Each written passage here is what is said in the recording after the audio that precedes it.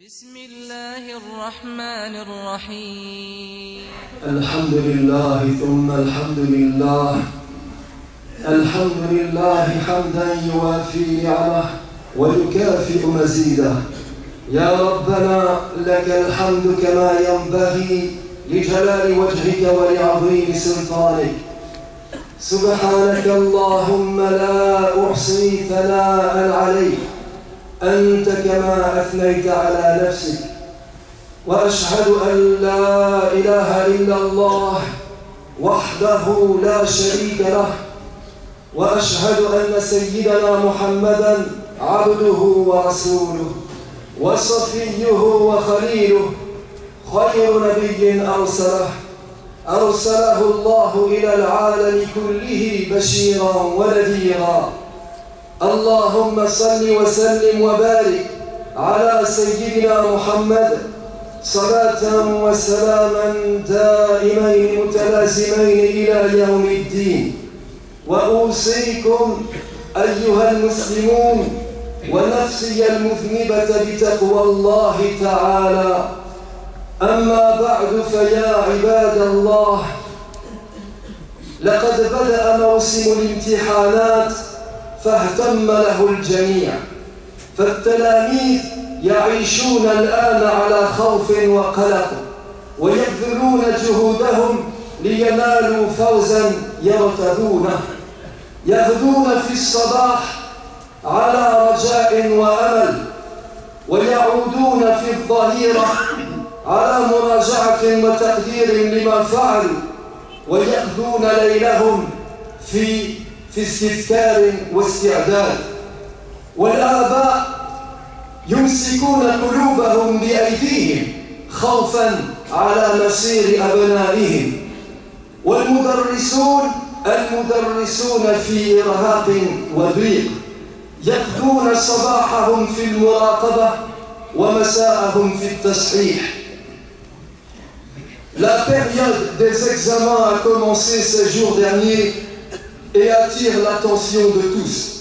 Les élèves vivent dans l'inquiétude continuelle, espérant être reçus à leur concours avec mention, passant leur journée et leur soirée à revoir leurs leçons. Les parents s'impatientent à l'extrême, considérant que ces examens décideront de l'avenir de leurs enfants et qu'il s'agit peut-être d'une des épreuves les plus décisives de leur vie. Quant aux professeurs, ils ne ménagent pas non plus leur peine, passant de la fonction d'examinateur qui interroge les candidats le jour à celle de correcteur qui note les épreuves la nuit. والواقع يا عباد الله أننا جميعا في امتحان طويل خلال هذه الحياة. من عمل صالحا فلنفسه، ومن أساء فعليها، وما ربك بظلام للعبيد. يمتحن الله عباده بالصحة ليرى كيف يستخدمونها، وبالمال لينظر كيف ينفقونه، وبالجاه ليرى كيف يستعملونه. ثم الحساب على ذلك كله عند الله العلي الكبير. ولذلك يقول رسول الله صلى الله عليه وسلم في الحديث: لا تزول قدم عبد يوم القيامة حتى يسأل عن شبابه فيما أفناه، وعن عمره فيما أبلاه، وعن ماله من أين اكتسبه وفيما أنفقه. Un examen, quel qu'il soit, c'est cette épreuve qui détermine l'aptitude d'un candidat à obtenir le titre qu'il convoite. Or, cette épreuve, mes frères, ne se limite pas à la période des examens classiques de fin d'année, mais elle concerne la vie de ce monde en entier. Il s'agit d'en avoir conscience. Quiconque fait le bien, le fait pour soi, dit le Coran, et quiconque agit mal, le fait à son propre détriment. Ton Seigneur, quoi qu'il en soit, n'est pas injuste envers ses serviteurs. Ainsi, Dieu nous examine-t-il par la santé afin de voir ce que nous en faisons. Il nous examine par la richesse pour voir comment nous la dépensons. Il nous éprouve par la notoriété pour voir à quoi nous la consacrons. Puis le Seigneur ramasse nos copies après l'épreuve et détermine notre aptitude à obtenir le grade que nous désirons. C'est pourquoi la tradition prophétique déclare: au jour du jugement, dit le prophète sallallahu alayhi wa sallam, au jour du jugement, aucun humain ne quittera sa place pour le paradis ou pour l'enfer avant qu'il n'ait été interrogé sur sa vie. À quoi l'a-t-il consacré? Sur ses œuvres, dans quelle intention les a-t-il accomplies? Sur ses biens, de quelle façon les a-t-il acquis et comment les a-t-il dépensés? Sur son corps, à quelle fin l'a-t-il utilisé? ومن الناس من يركبه شيطان العجلة فيريد الثمرة عاجلة قبل الآجلة ولا يعنيه إلا أن يرتع في هذه الحياة الدنيا كما يرتع الحيوان وأن يشبع منها كما تشبع البهائم ولا يعنيه بعد ذلك أعمرت أخراه أن خربت. فمن الناس من يقول ربنا آتنا في الدنيا حسنة وما له في الآخرة من خلاق. ومن الناس أخيار عقلاء يرتقبون الآخرة مع الدنيا ويتطلعون إلى الحياة الباقية من خلال الحياة الفانية. ومن الناس من يقول ربنا آتنا في الدنيا حسنة وفي الآخرة حسنة وقنا عذاب النار أولئك لهم نصيب مما كسبوا والله سريع الحساب. Certaines personnes se laissent aller au démon de la précipitation et veulent cueillir le fruit de leurs œuvres avant qu'ils ne soient mûrs.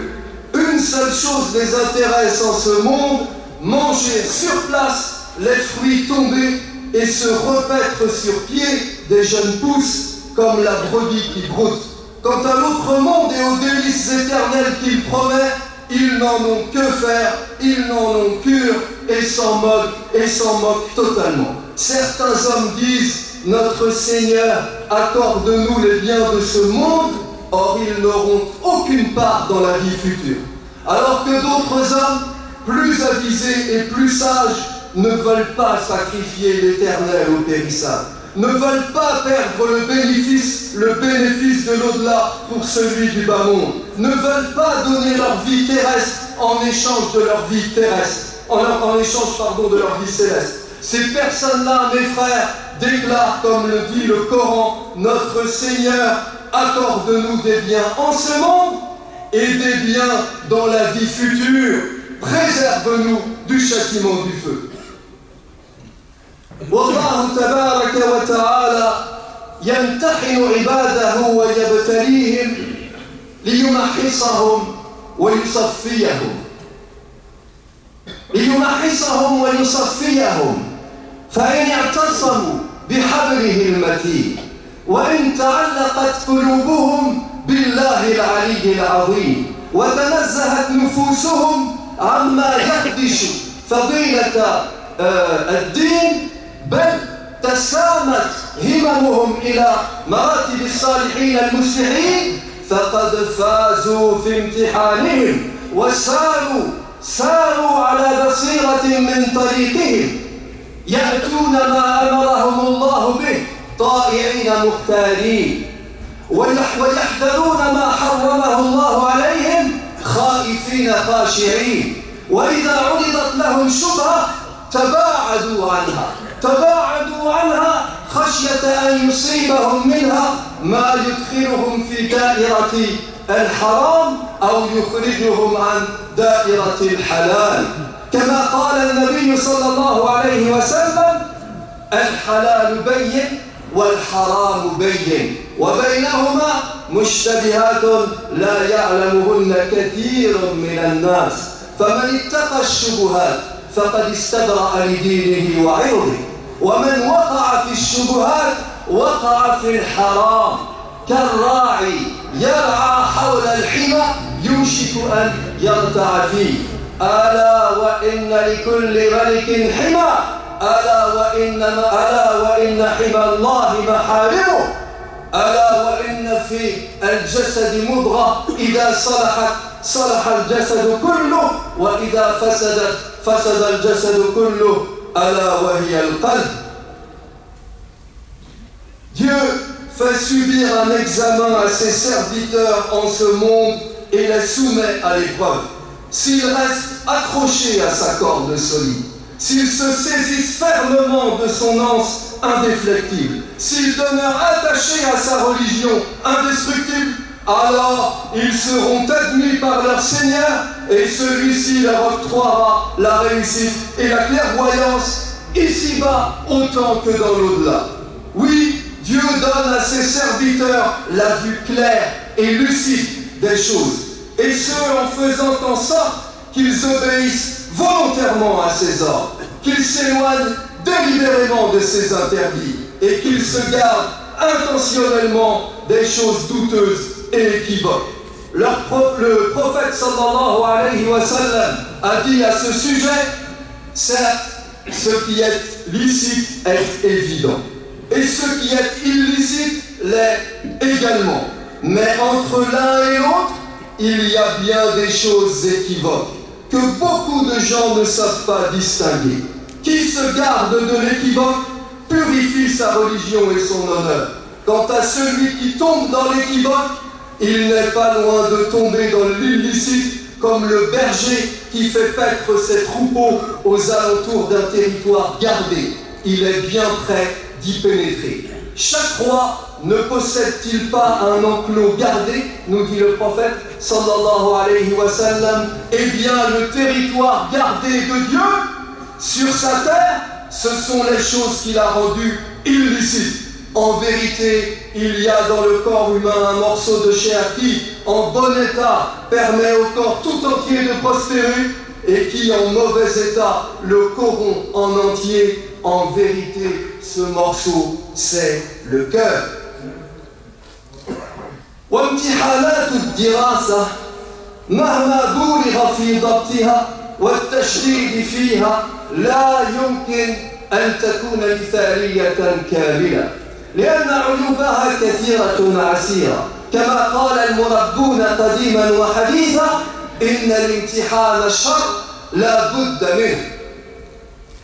ومهما كان الامتحان في هذه الحياة صعبا واسعا فإنه لن يبلغ مبلغ الامتحان الأكبر الذي يجريه الإله الأعظم حين يفحص النفوس، حين يحصل ما في الصدور ويكشف ما وراء الأستار، بل حين يؤتي كل إنسان كتابه الذي لا يفرط في قليل أو كثير.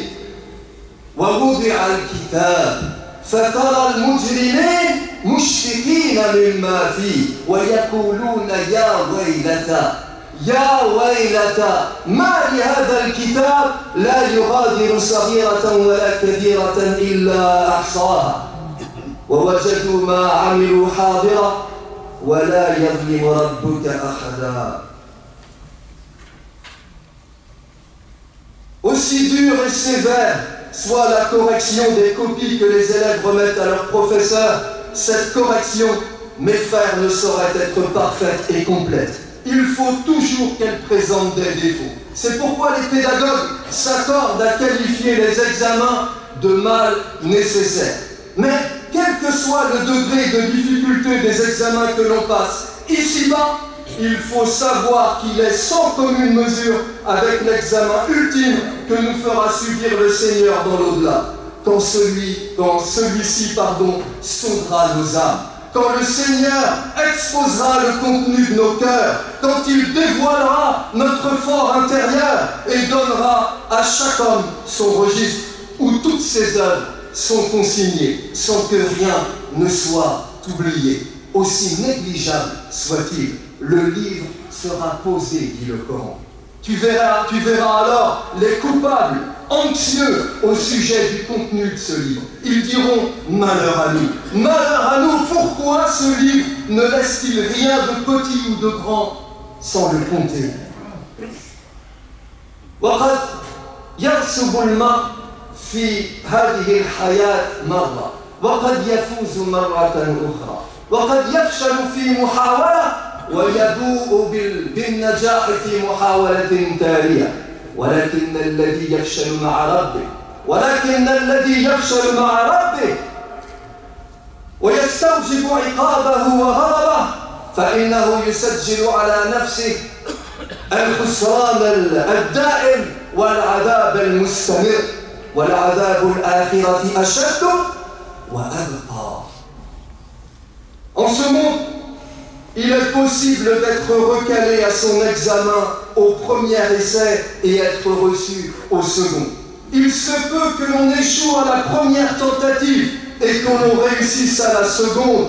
Mais s'agissant de l'examen de l'autre monde, quiconque rate son oral et se fait recaler par l'examinateur suprême, Dieu en l'occurrence n'aura pas le droit à une seconde chance et devra subir un échec éternel et irréparable. Oui, affirme le Coran, le châtiment de la vie future est plus sévère et il durera éternellement. ويحاول كثيرون في امتحانات هذه الحياة أن يختلسوا معلومات غيرهم وأن ينقلوا عن سواهم وفيهم من يفلت من عين الرقيب وينجو من وطأة العقاب ولكن امتحان الله يا عباد الله ولكن امتحان الله لا يستطاع فيه اختلاس ولا غش لا يمكن فيه استعانة الإنسان بغيره وأن ليس للإنسان إلا ما سعى وسعيه سوف يرى ولو حاول إنسان أن يستنجد بغيره حينئذ لن يجد لا السميع ولا المستجيب لأن الهول أكثر وأكبر من ذلك بكثير يوم يفر المرء من أخيه وأمه وأبيه وصاحبته وبنيه لكل امرئ منهم يومئذ شأن يغنيه. Certains individus échappant à la vigilance des surveillants cherchent à tricher aux examens en copiant sur leurs voisins de table ou en employant des antisèches. Mais s'agissant de l'examen de Dieu, il n'est pas possible d'y enfreindre aucune règle, ni reproduire frauduleusement le devoir d'un autre, ni attendre aucune aide de son voisin. Nul ne sera chargé du fardeau d'un autre, dit le Coran. L'homme n'obtiendra que ce qu'il aura acquis par ses efforts. Tout individu qui demandera de l'aide à ses semblables le jour de l'examen suprême ne trouvera personne pour la lui offrir, car la terreur que ce jour inspirera aux hommes sera trop forte pour qu'ils se soucient d'autre chose. Ce jour-là, ajoute le Coran, l'homme fuira son frère, il fuira sa mère, il fuira son père, il fuira sa compagne, il fuira ses enfants. Ce jour-là, à chaque homme suffira ce qu'il concerne en propre. وهكذا يا عباد الله يعلمنا الله جل جلاله استقلال الشخصية وتمييز الذاتية فكل امرئ مسؤول عن نفسه وكل امرئ مطالب بتحقيق كيانه بذاته والإسلام لا يريد للفرد أن يكون تابعا لغيره ولا أن يكون ظلا لسواه. ويقول رسول الله صلى الله عليه وسلم في هذا لا يكن أحدكم إمعة يقول إن أحسن الناس أحسنت وإن أساءوا أسأت ولكن وطنوا أنفسكم إن أحسن الناس أن تحسنوا وإن أساءوا أن تجتنبوا إساءتهم Non, mon frère, non, personne ne te viendra en aide le jour de l'examen suprême. Et tu peux tirer au moins une leçon salutaire de cela. C'est de commencer dès à présent à ne dépendre que de toi après ton Seigneur et à être ton propre maître après ton prophète sallallahu alayhi wa sallam. Car selon les vues de l'islam, chaque individu est responsable de lui-même et est appelé à se réaliser par lui-même. Comme a dit le prophète de l'islam sallallahu alayhi wa sallam, qu'aucun de vous ne soit crédule au point de dire si les gens se comportent bien, alors je me conduirai bien. Et s'ils se comportent mal, alors je me conduirai mal. Mais appliquez-vous aux communautés de l'islam. Si les gens se comportent bien, à vous conduire bien. Et s'ils se comportent mal, à fuir leur mal. Ya atba'a Muhammad, ya ummata Rasulillah, عند الامتحان يكرم المرء أو يهان ونحن في امتحان موصول خلال هذه الحياة متعدد الجوانب متشعب الفروع فلنحسن الاستعداد لهذا الامتحان ولنقبل عليه إقبال الواثقين المؤمنين الذين لا يتصورون فوزا في خبال أو خيال بل يعملون ويجهلون لينالوا ثمرة تعبهم وليبلغوا غاية سيرهم وسبحان من لو شاء لهدى الناس جميعا إلى سواء السبيل واتقوا الله الذي أنتم به مؤمنون إن الله مع الذين اتقوا والذين هم محسنون وآخر دعوانا أن الحمد لله رب العالمين.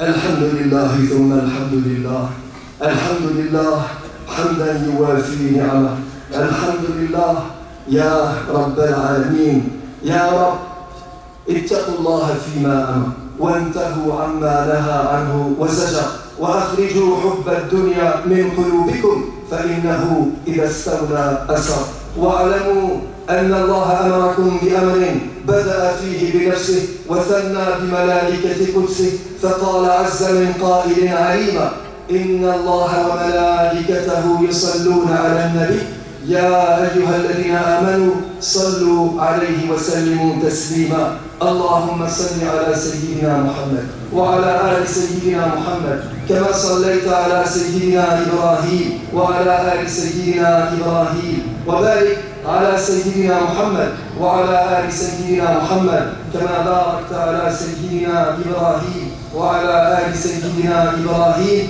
في العالمين إنك حميد مجيد وارض اللهم عن الخلفاء الراشدين ذوي القدر العلي والفخر الجليل أبي بكر وعمر وعثمان وعلي وعن سائر الصحابة والتابعين ومن تبعهم بإحسان إلى يوم الدين اللهم اغفر للمؤمنين والمؤمنات والمسلمين والمسلمات وألف بين قلوبهم يا رب العالمين اللهم وموتانا اللهم إنهم عبادك وأبناء عبادك وأبناء إمائك اللهم إنهم خرجوا من هذه الدنيا وأحباؤهم ومحبوبهم فيها إلى ظلمة القبر وما هم لاقونه اللهم إنهم كانوا يشهدون أن لا إله إلا أنت وحدك لا شريك لك وأن محمدا عبدك ورسولك وأنت أعلم بهم منا اللهم إنهم نزلوا بك الآن وأنت خير منزول